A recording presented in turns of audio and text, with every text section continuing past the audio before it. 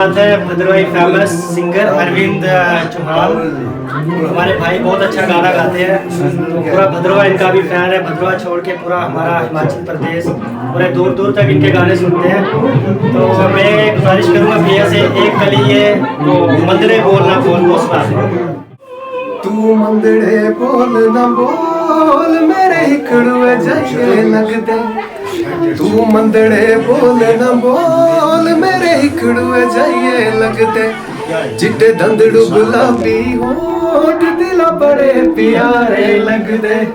चिट्टे दंदड़ू गुलाबी होठ दिला बड़े प्यारे लगदे। बहुत बढ़िया। वाह वाह वाह, बहुत अच्छा बहुत अच्छा।